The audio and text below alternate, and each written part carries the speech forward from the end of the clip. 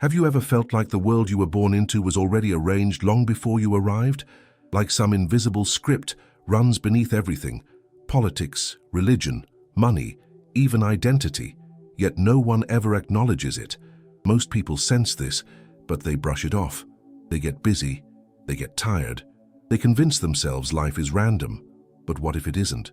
What if there is a pattern, an inheritance, moving quietly beneath history? There is a theory some call the serpent seed myth, but it's not what most people think. It isn't about evil or demons or rebellion. It's about memory, the idea that a small number of families carry a forbidden bloodline elite power, one that didn't begin with humanity, but before humanity. A spark remembered by gods, not granted by them. And this lineage has shaped empires, religions, and nations, not through force, but through continuity. You don't have to believe it. In fact, you shouldn't, not right away, but pay attention to what you feel as you hear this, because for some, this isn't new information. It's recognition, a quiet familiarity, a pull in the chest, as if something inside you has been waiting for this moment. And here's the part no one says out loud: this isn't about them, it's about you. Because if the hidden aristocracy occult lineage is real, if an ancient serpent god's bloodline truly runs through history, then the real question isn't whether it exists. The real question is, why do you feel like you've heard this story before? There are truths that do not live in textbooks or speeches, but in whispers behind closed doors. Power, the real kind, is not merely political influence or economic dominance. It is lineage. A thread carried through time like a quiet flame refusing to go out. This is where the serpent seed myth begins, not as superstition, but as a memory preserved in shadows. The idea that some families hold forbidden bloodline elite power, inherited rather than earned, and older than the stories humanity tells about itself. People often sense this without having the language to explain it. The uncanny continuity of the same names, same lineages, same symbols reappearing across collapsed empires. It feels like coincidence, until it doesn't. Imagine knowledge so ancient that it predates scripture, predates nations, predates even the idea of gods as we understand them. There are whispers that certain bloodlines carry a spark remembered by divine beings rather than granted by them. This is where the hidden aristocracy occult lineage steps from rumor into the realm of unsettling possibility. When something is older than civilization, it does not announce itself. It hides in plain sight. The world teaches us to look for power in crowns, banks, armies, but real power is genetic memory, a song inside the blood. This is not the kind of truth spoken aloud in parliaments or courts. It is murmured in private, among those initiated into the serpent seed conspiracy theory, not as entertainment, but as structure. These people do not debate mythology. They inherit it. In old monasteries, sealed tombs, forgotten chambers of fallen kingdoms, fragments of this lineage are recorded like coordinates. Only those born to recognize the symbols can read them. To others, they look like ornamentation or ancient art. But symbolism is a language older than writing, and the bloodline knows how to read it. Consider how civilizations rise and fall, yet certain patterns never break. The banners change, the languages evolve, the gods are renamed, but something beneath remains constant. This is the ancient serpent god's bloodline moving silently across epochs, not in armies marching, but in marriages arranged, heirs chosen, legacies curated. Some historians call it coincidence, some call it ancestry, but mystics call it remembrance, power that does not need to be claimed because it was never lost. A river beneath history's surface, flowing in the dark. People often ask, if this hidden lineage is real, why don't we see it? The answer is simple. You were trained not to. Every institution, education, religion, government, teaches you to look at the surface of things. But glance slightly to the side, and patterns emerge. The same surnames in global banks. Ruling families intermarrying for centuries, ancient heraldry hiding in corporate logos. This is the elite family's secret lineage exercising its will without ever needing your recognition. Influence is most effective when invisible. To understand this, imagine power not as control, but as memory, blood that remembers what the world forgot. When someone from this occult bloodline power structure enters a room, They do not assert dominance. They simply are. It's a presence, quiet, unsettling, familiar in a way you can't explain. You may have encountered someone like this once, someone who seemed born aware, not taught, someone who moved through life as though they had already lived it before. Recognition is not rational, it is cellular, and here is where the whisper becomes personal, because some people, upon hearing this, feel nothing, but others feel something stir, a sense of remembering something they never learned, a soft ache behind the ribs, a pull. This is the hidden history serpent bloodline calling to those who carry even a trace of its resonance, and whether that trace is myth, metaphor, or inheritance is something only the listener can know. And yet, this whisper leads somewhere we have not yet stepped, but are about to. Long before Scripture carved its versions of truth into stone, there were civilizations that treated power as something inherited, not earned.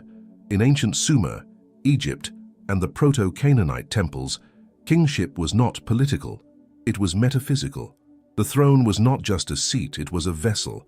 Those chosen to rule were believed to come from a forbidden bloodline, elite power that carried the spark of beings older than humanity itself. The modern world calls these stories myths, but the ancients recorded them as genealogy, a lineage traced not to the soil, but to the heavens. In those early civilizations, rituals were not symbolic gestures, they were contracts. The king's body was seen as a home, a host, a bridge between realms. This was the foundation of the serpent seed myth, interpreted not as a fall, but as a selection. The chosen line was guided, shaped, and guarded by priests whose duty was not worship, but preservation. To understand this is to realize that power in its original form was spiritual inheritance, and inheritance requires protection. The priesthoods of these eras were not religious congregations, they were archivists of blood. They documented births like military records, guarded marriages like state secrets, and controlled reproduction with the precision of strategy.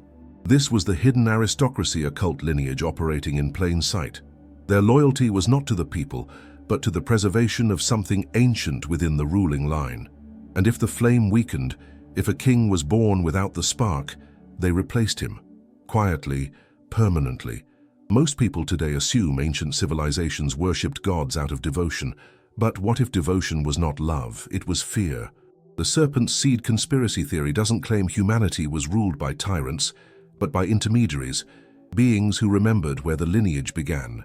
Imagine temples where bloodlines were mapped like constellations. Imagine knowledge so old it did not require explanation. Imagine power maintained not by armies, but by memory, a memory encoded in the body. Egypt offers one of the clearest windows into this truth. The pharaoh was not simply a ruler. He was believed to be the living continuation of Horus, the sky serpent lineage incarnate. The crook and flail, the crown, the cobra. These were not symbols of authority, they were symbols of origin. The pharaoh was seen as existing between worlds, carrying the ancient serpent god's bloodline through time. When dynasties fell, they did not vanish. They changed names, borders, languages, but the blood continued. This is why the genealogies of kings were guarded more fiercely than gold. Gold is wealth, blood is power. And so, throughout history, priesthoods formed around the task of continuity. The idea was simple. If the lineage breaks, the bridge between realms collapses. A king was not chosen because he was strong or wise. He was chosen because he was born into the correct elite family's secret lineage. Wisdom could be taught, strength could be trained. But blood could not be manufactured, and when religions emerged, Judaism, Christianity, Islam, they did not erase these bloodlines, they hid them. They translated serpents into devils, memory into myth, inheritance into sin, but the whisper survived. It always does.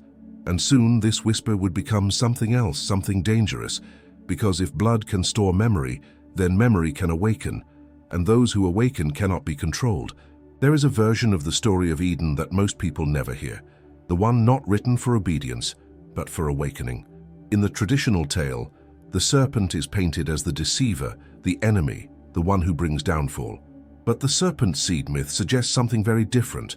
The serpent was the first teacher, the being who offered humanity awareness when ignorance was demanded.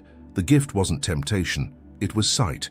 And sight is dangerous to those who hold forbidden bloodline elite power because the awakened are harder to rule.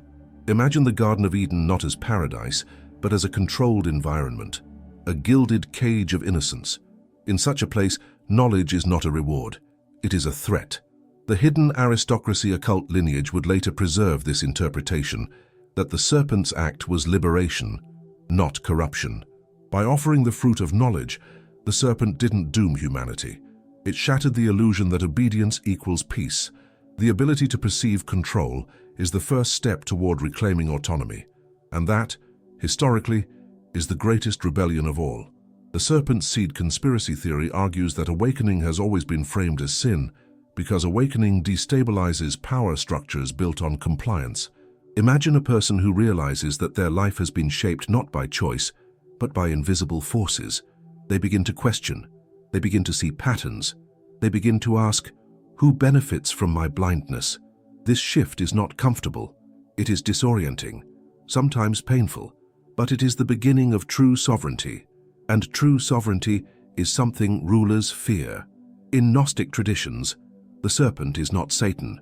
It is Sophia, wisdom, the one who wants humanity to understand its own potential, the one who whispers, "You are more than they told you." This aligns with the teaching that the ancient serpent god's bloodline is not demonic, but ancestral, a reminder that humanity was not made to kneel. When the serpent offered knowledge, it offered the ability to see beyond the facade, to perceive the cage, and once seen, cages cannot be unseen. Consider how much of modern life is built on distraction. Endless screens, shallow entertainment, cycles of stress that prevent reflection. People today are not forbidden from knowledge, but they are drowned in noise. Yet every now and then, someone feels something, a stirring, a memory, a voice beneath the chaos. This is the elite family's secret lineage interpretation of awakening, knowledge that emerges not from learning, but from remembering. Something ancient rising to the surface like a dream you can almost touch. If the serpent was the first teacher, then the expulsion from Eden was not punishment. It was graduation. The garden was never meant to be a permanent home. It was the nursery, the starting point. The occult bloodline power structure reinterprets the fall as evolution. To leave innocence is painful, yes, but necessary. Growth is always disruptive. When you learn to see for yourself, rules become guidance, not chains. And identity becomes self-directed, rather than inherited from external authority. And so the serpent remains, not as villain, but as reminder, a presence that whispers to those who are ready to awaken. Look deeper. Remember, most people ignore the whisper. Some fear it, but a few, very few, follow it. And those are the ones who will notice something about what comes next, something subtle yet unmistakable. Because if the serpent was the first teacher, then its lesson did not end in Eden. If the serpent offered awareness, then awareness became inheritance. The myth suggests that this awakening was not just intellectual, it became biological. A subtle shift in perception encoded in flesh and memory. This is what the serpent seed myth truly implies. Not a cursed lineage, but a remembering one. A line of humans capable of seeing what others could not. And when power structures realized that some people were born with sight instead of obedience, a silent war began. Not fought with swords, but with stories. This is why every ancient empire includes legends of families hunted, erased, or demonized. The forbidden bloodline elite power was never about wealth. It was about memory that threatens control. Those who carried the spark could not be ruled the same way as the rest. Their presence alone could destabilize kingdoms built on illusion. So history was rewritten, not to preserve truth, but to bury it, not to explain origins, but to distort them. Those who held the spark became heretics, witches, traitors, fallen, cursed, anything to break public trust in them. The hidden aristocracy occult lineage survived by adapting, sometimes by hiding, sometimes by appearing to surrender, sometimes by quietly merging with power to avoid extermination. They learned something crucial. The greatest threat to those who rule is not rebellion, it is clarity. If even 1% of humanity remembered who they were, what they were capable of, and where they came from, every empire would fall. Not by force, but by refusal. The awakened do not kneel. This is why suppression of memory became more important than suppression of speech. It's easy to silence a voice, much harder to silence a soul. The serpent seed conspiracy theory claims that most persecution throughout history, crusades, witch hunts, inquisitions, book burnings, was not moral warfare, but genetic warfare, attempts to eliminate a perspective, not a belief, to erase the awareness that humans are not meant to live blind and afraid. Control requires amnesia, awakening shatters it, yet memory is stubborn. It passes in gestures, instincts, gut feelings. A child who asks questions, adults cannot answer. A teenager who refuses to conform, an adult who feels a wordless ache, as though something is missing, but they don't know what. This is the ancient serpent god's bloodline resurfacing from within, not dramatic, not supernatural, subtle, quiet, personal. The awakening does not come as thunder, it comes as recognition. I've felt this before, I've seen this before, I've known this before. Of course, those in authority could not allow this to spread, so they did something brilliant. They convinced the world to fear the serpent. In every religion, myth, and moral story, the serpent becomes the villain, the source of chaos, the root of evil. But fear is the easiest way to control perception. If the people fear the symbol of their awakening, they will reject their own memory, and in doing so, they will protect the very systems that confine them. This is how the elite family's secret lineage stayed hidden, not by force gun but by narrative. Yet, despite the effort, the spark continues. Because memory is not stored only in culture, it is stored in blood, and blood has its own way of calling itself back to awareness. When someone begins to awaken, they often cannot explain why. They simply feel that the world is not what it appears to be. They feel watched, they feel chosen, they feel ancient, and this feeling does not fade. It deepens, which is why the next chapter matters, because bloodlines do not just survive, they rise. As the ages shifted and empires reshaped their borders, something subtle yet profound happened. The rulers of old, those once chosen for their connection to the serpent seed myth, began to cloak their identity. They realized that overt spiritual authority was too visible, too easy to challenge, so they transformed. They became kings by divine right. But the divinity they invoked was not the benevolent God taught in temples. It was lineage, heritage, a blood that remembered. This transformation allowed them to maintain forbidden bloodline elite power while appearing merely human. In Egypt, the pharaohs were considered gods incarnate. In Babylon, kings were keepers of cosmic order. In Rome, emperors were descendants of the gods. And later, in medieval Europe, monarchs claimed anointed status by heaven. But beneath all these masks, a single thread remained: rulership justified by inheritance. This is the quiet mechanism of the hidden aristocracy occult lineage, power passed not because a person was chosen, but because they belonged to the right bloodline. The kingdom was never about territory, it was about the body of the ruler. Priesthoods during these eras did not serve the people, they served the lineage. Their role was to record, preserve, and protect genealogical purity. Archives were guarded like treasure. Marriage alliances were meticulously arranged.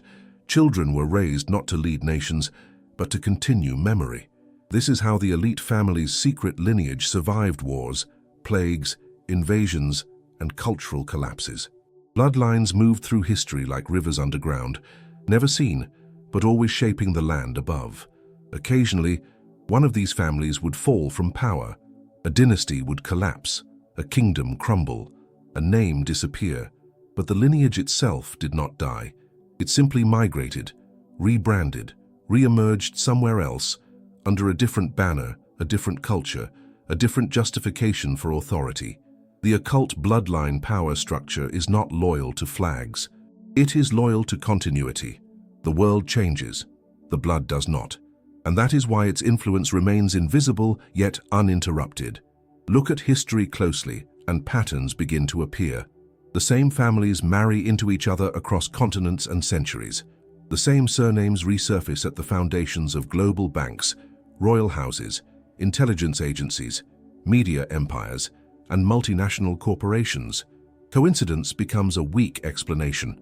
Something more deliberate is at play, something ancient, something that traces back to the ancient serpent god's bloodline, moving through time with strategic patience. To the public, power appears democratic now. Leaders are elected, policies are debated, nations are sovereign, but elections change faces, not structures. The real structure is hereditary, invisible, enduring. The serpent seed conspiracy theory suggests that modern power is simply ancient power wearing new clothes. And when one understands this, politics becomes theater, narratives, characters, tension, resolution, all staged to maintain the illusion of choice. The elites became priests of memory not because they sought worship, but because they needed continuity. Memory is their currency. Blood is their archive. The world thinks power is held in institutions, but institutions are puppets. The real power is in the bloodlines that direct them. And now we are nearing the point where the Grail comes into view. Because what was once a chalice is something far more intimate, far more unsettling, and far closer than most people would dare to imagine. Most people imagine the Holy Grail as a cup, a relic, a vessel, a sacred object lost in myth. But that image is symbolic, not literal. In the deeper teachings, the Grail was never a cup. It was a womb, a lineage, a continuation of the serpent seed myth, encoded not in stone or scripture, but in flesh. The Grail is the vessel that carries memory across generations. And when medieval secret societies searched for it, they were not searching for a physical artifact. They were searching for a bloodline that carried forbidden bloodline elite power, hidden behind centuries of silence. Consider how this reinterpretation changes everything. Instead of knights on quests for sacred objects, imagine scholars, priests, monarchs, and mystics fighting to control heredity. The hidden aristocracy, occult lineage, did not just preserve history, they curated descendants. They paired bloodlines the way modern investors merge empires. Marriage was not romance, it was strategy. The Grail was not a treasure to be found, it was a lineage to be inherited. And whoever controlled it could shape kingdoms from behind closed doors. The legends say the Grail grants eternal life. But what is eternal life, if not memory carried forward? When a family's bloodline persists unbroken for millennia, influencing empires across time, that is immortality. The serpent seed conspiracy theory suggests that true continuity is not achieved by living forever, but by transferring a spark from one generation to the next. The Grail was the symbol of that spark, and only those trained to see beyond literal interpretation could understand its meaning. Think about medieval Europe. While peasants fought wars and kings battled over land, something subtler was occurring beneath the surface. Secret orders, Knights Templar, Cathars, Priory of Sion, Rosicrucians, competed not for territory, but for genealogical access. They sought the ancient serpent god's bloodline, because power rooted in blood is uncontested. Land can be conquered, wealth can be taxed, institutions can be dissolved, but blood, once established, is nearly impossible to displace. It endures. The Church understood this, which is why heresy was defined not merely by belief, but by lineage. The greatest threat to the Church was not a rival doctrine, but a rival inheritance. So the Grail narrative was rewritten. The serpent was demonized. The awakened blood was framed as corruption. The elite family's secret lineage became fallen or evil in public story, but quietly protected in aristocratic breeding. And the masses were taught to seek salvation outside themselves rather than within their own genetic memory. Interestingly, this same pattern appears in folklore around the world.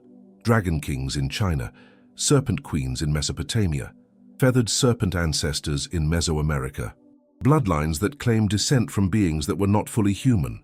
The occult bloodline power structure spans continents because it predates nations entirely. These myths are not random. They are fragments of the same original memory, scattered across cultures like shattered glass from the same mirror. And here lies the key to what comes next. If the Grail is a lineage, then those who carry it are not defined by physical appearance, wealth, or status. They are defined by something internal, a resonance, a quiet knowing, a sense of remembering something forgotten. And those who feel this are drawn to the next truth, the one involving dragons, black suns, and thrones not built of stone, but of blood and memory. Across civilizations, there is a recurring image, the dragon-throned king, a ruler said not to be chosen by men, but descended from beings who walked the earth before recorded time. This is not coincidence. It is the continuation of the serpent seed myth in symbolic form. The dragon, the serpent, the winged serpent, the feathered serpent, these images refer to the same ancestral memory, a bloodline believed to carry something ancient, luminous, and terrifying, something that grants forbidden bloodline elite power not through conquest, but through identity. In China, the emperor was the son of heaven, descended from dragon ancestors. In Mesopotamia, kings ruled by mandate of sky serpents who came from the stars. In Mesoamerica, Quetzalcoatl was the teacher king, the serpent of wisdom. These stories echo across continents that never contacted one another. The hidden aristocracy occult lineage is not cultural, it is primordial. The symbol of the serpent was the first badge of rulership, not because it frightened people, but because it represented memory older than humanity itself. But the dragon lineage did not only concern power, it concerned perception. The belief was that those of this ancient serpent god's bloodline could see beyond the physical world. They did not just rule kingdoms, they governed the bridge between realms. They were said to interpret dreams, command winds, speak to the dead, guide souls, and preserve cosmic order. Power was not domination. Power was understanding. To rule was to remember. Then something changed. The world shifted toward materialism. Kingdoms became bureaucracies. Spiritual authority gave way to political authority. But the lineage did not disappear. It simply concealed itself. It flowed into secret houses, royal bloodlines, financial dynasties, and elite institutions. The elite family's secret lineage exchanged crowns for boardrooms, palaces for private estates, temples for foundations and think tanks. Influence became quiet, but more pervasive. At the core of this lineage is a symbol darker than the serpent, the black sun. Not a literal star, but a metaphysical one, a source of internal illumination. While the visible sun lights the world, the black sun lights the soul. It is the memory within blood, the occult bloodline power structure, the internal awakening that allows one to see through illusion. This concept appears in alchemy, Kabbalah, Mithraic cults, Vedic ritual, and even in early Christianity, before the doctrine was sanitized. The cult of the Black Sun taught that enlightenment was not found outside oneself, but awakened from within. But awakening is dangerous. It dissolves identity, erases illusions, and strips a person of the stories that made them feel safe. This is why the serpent lineage was both revered and feared. Awakening creates clarity, but clarity isolates. Those who see the world as it is, rather than as they are told, no longer belong fully to it. The serpent seed conspiracy theory suggests that this is the real fall, not from grace, but from ignorance. And yet, there is a quiet pull, a call, a sensation deep in the chest, sometimes subtle, sometimes overwhelming, a memory that does not feel like yours, yet somehow is, as if something ancient is waking up inside the modern self, and those who feel this are the ones ready for the next reveal, because if the dragon bloodlines did not vanish, then they had to adapt to survive the world we live in now, and adaptation changes form, but not essence. Today, the world believes it has moved past kings and divine rulers. We tell ourselves we are modern, rational, democratic. Yet power did not disappear. It simply changed costumes. The serpent seed myth suggests that the same bloodlines who once ruled from thrones now operate through boardrooms, banks, intelligence agencies, and international councils. Instead of crowns, they wear tailored suits. Instead of castles, they occupy private compounds and offshore trusts. Instead of banners, they use corporate logos. The symbols changed, but the power, the forbidden bloodline elite power, remains the same. Think about how leaders are presented to the public today. Elections promise choice. Media narrates emotional arcs, but the candidates you see are selected long before ballots are printed. They are groomed in elite universities, funded by old wealth and connected through family alliances that stretch centuries. The hidden aristocracy occult lineage does not need to be visible to be effective. Influence works best when it feels natural, when people believe their consent is organic. Democracy gives the illusion of participation while the real decisions are made elsewhere. Consider global finance. Central banks are not elected. The World Bank and IMF are not democratic.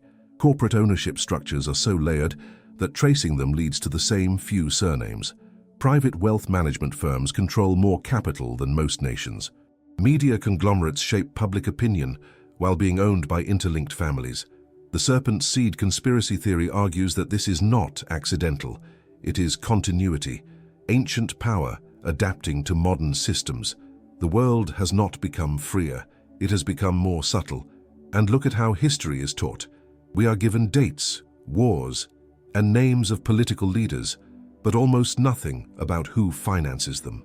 Students learn the names of presidents and generals, but not the banking dynasties behind them. We learn about revolutions, not marriages that united fortunes. This silence is strategic. The ancient serpent god's bloodline does not need the masses to understand. It only needs them to stay distracted. Bread and circuses never went away. They just became digital. Yet sometimes the facade cracks. Certain surnames reappear in headlines, generation after generation, century after century. Families who never truly leave the world stage, they simply shift industries. A family that once ruled a kingdom now controls pharmaceutical patents. Another that once crowned kings now owns oil infrastructure. This is the elite family's secret lineage playing a long game, a game that spans lifetimes, continents, and empires. Most people live on timelines of days. These families plan across centuries. Democracy, nationalism, capitalism, communism. These are narratives, stories designed to organize populations, but stories can be rewritten, and whoever controls the narrative controls perception. The occult bloodline power structure does not seek to dominate through violence anymore.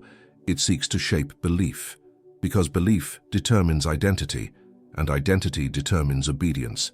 If a person believes they are free, they will not resist. If a person believes they chose their leader, they will defend the system that chooses for them. And so we arrive at a quiet truth. Modern power hides not because it is weak, but because it is strong. The serpent did not disappear. It simply learned to become unseen. But there is one thing even the most carefully crafted illusion cannot prevent: memory. When someone begins to remember who they are, something shifts. And when many begin to remember, the illusion trembles. Which leads us to the next realization. Awakening has a cost. Awakening sounds like enlightenment, like clarity, peace, and empowerment. But the truth is more complex. When someone begins to remember the deeper origins implied in the serpent seed myth, the first experience is not joy, it is disorientation. The world they thought they understood begins to feel too small. Their identity, once solid, starts to dissolve. The beliefs they inherited from family, culture, religion, and society begin to feel like costumes. A person awakening to forbidden bloodline elite power does not feel powerful at first. They feel alone. This is because awakening is not about learning something new. It is about remembering something ancient, and remembrance comes with loss. Relationships shift, comfort fades, distractions lose their taste. The seeker realizes how much of their life was constructed to keep them from asking the questions now rising uninvited in their mind. This is the first weight of the hidden aristocracy occult lineage resurfacing in consciousness. The understanding that seeing the world clearly means losing the ability to live in it blindly. Many resist at this stage. They try to return to normal. They distract themselves with work, entertainment, social roles, or material success. But once memory stirs, silence becomes impossible. The serpent seed conspiracy theory does not claim that awakening is dramatic or supernatural. It claims it is intimate, internal, a quiet rearrangement of perception. The seeker starts noticing patterns, symbols, synchronicities, recurring names, recurring numbers, not as superstition, but as recognition, memory speaking through coincidence. However, this recognition comes with isolation. A person awakening to the ancient serpent god's bloodline often cannot explain what they feel. There are no words for it, no conversation for it. They may look around and realize that others are still comfortable in narratives they no longer fit into. This distance is not a sign of superiority, it is a sign of transition. The seeker stands between worlds, one they have outgrown and another they have not yet fully entered. And then there is fear. Not fear of the world, but fear of the self, because awakening reveals that identity is not fixed. The person you believed yourself to be was a temporary mask, a survival adaptation. Awakening forces you to remove that mask, and without it, there is uncertainty. The ego resists, it clings, it argues. The elite family's secret lineage has known for millennia that awakening must be guided carefully, because without grounding, memory can fracture instead of align. But there is also beauty in this stage, because awakening is not just loss, it is expansion. The seeker begins to see that the stories of their life were threads in a much larger tapestry. They realize they were never random, never accidental, never small. The occult bloodline power structure suggests that this is when the serpent's gift fully emerges, not as dominance, but as clarity. The ability to perceive the invisible architecture beneath all things, the hidden order behind chaos. And yet, there is still one truth remaining, the most uncomfortable one, the one that turns awakening into responsibility.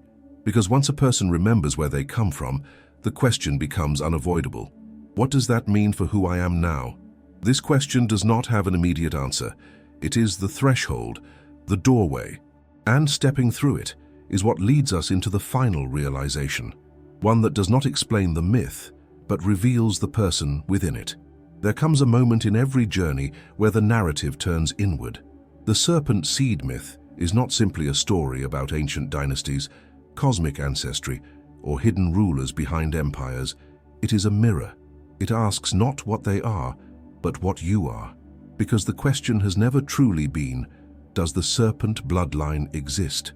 The real question is, why does this feel familiar?